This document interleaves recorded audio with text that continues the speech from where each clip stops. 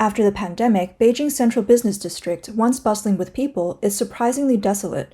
It seems that the economic downturn is a lingering effect of COVID-19. In September, a Beijing local filmed the vacant streets and malls of Zhongguancun, China's Silicon Valley. The once jam-packed Sci-Tech mall is now predominantly occupied by wholesalers with a sprinkling of individual retailers. Businesses that remain either serve online customers or cater to larger clients. Traditional retail seems almost non-existent. The same Beijing resident observed the significant drop in foot traffic. Other netizens recalled times like 2006 when the area was densely packed. Zhongguancun, a hub for tech industries and startups, earned its reputation as China's epicenter for innovation. However, facing the brunt of a 3-year pandemic and economic setbacks, numerous companies in Zhongguancun have shut their doors. Now the vacant offices and stores make the entire area look eerily quiet. Chuangye Street was where entrepreneurs and investors often met in startup cafes, where over a cup of coffee, potential investment deals would materialize. Nowadays, large entrepreneurial cafes have reduced seating with only 1 or 2 patrons inside. Some cafes have even been transformed into artsy boutique coffee bookstores with just a handful of customers. An owner of a bookstore in Zhongguancun noted the departure of several companies from the locality. His neighboring unit, once a tech firm, has been replaced by a restaurant. Mao Da-Qing, founder of the local renowned co-working space U Commune, suggests that the unicorn era for tech startups is over.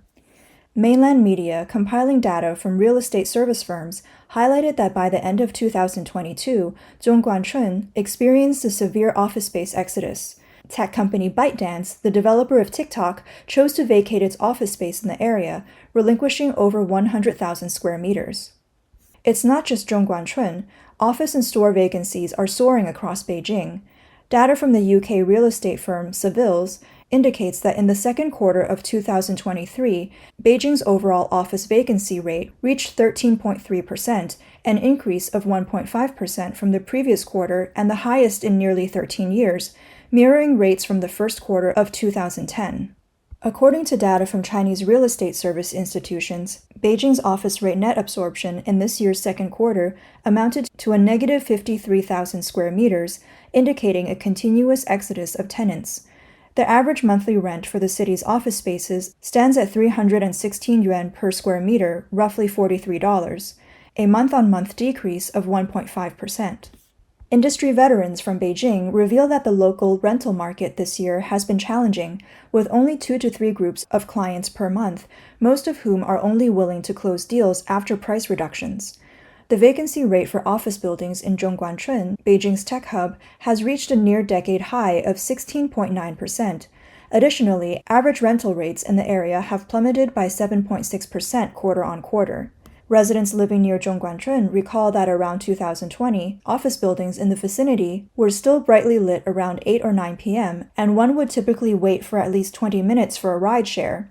Those scenes are a far cry from the current landscape, where entire buildings remain dark. Netizens have commented, places that used to be crowded like Dongguan, Shenzhen, and Shanghai now seem much emptier. In a segment from this video, a man who has lived in Shanghai for over a decade states, "Shanghai feels different now. Many factories have shut down, and jobs are harder to come by." He mentions the soaring unemployment rates and how the once packed industrial zones with numerous factories are now deserted or have relocated. Previously, factory dormitories were always filled to capacity, with many workers needing to commute from outside.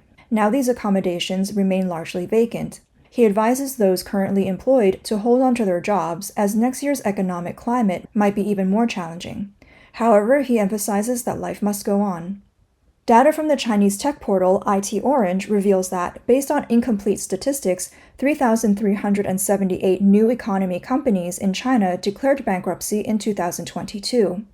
Although this is a 1/3 reduction compared to 2021, over 10,000 companies have still collapsed during the 3-year pandemic period from 2020 to 2022, with many sectors being hit particularly hard.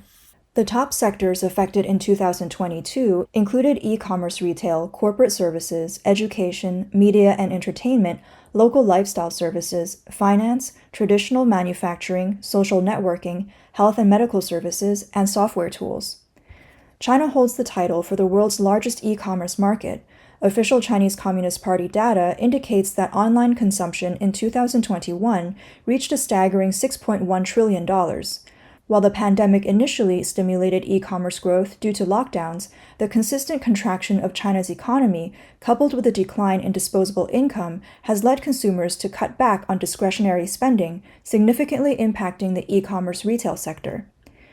In another segment from the same video, a woman in the e-commerce industry discloses that since the Golden Week holiday in early October, business has been so poor it's hard to put into words. Her online store's traffic has been the worst in recent months, with sales significantly declining compared to previous years. After talking to a delivery personnel from an online shopping platform, she learned that their sales and delivery volumes are even worse than during the pandemic's peak. She speculates that if e-commerce is this bleak during the holidays, consumer demand will further decrease by mid-October, making conditions even tougher for online retailers. While China's new economy grapples with operational difficulties, large-scale industrial enterprises have also recorded a decline in profits during the first 8 months of the year. Recent data from China's National Bureau of Statistics reveals that from January to August 2023, large-scale industrial enterprises reported a total profit of 46,500 billion yuan, approximately $6,400 million, a year-on-year drop of 11.7%. This marks a narrowing of 3.8 percentage points compared to the decrease from January to July this year.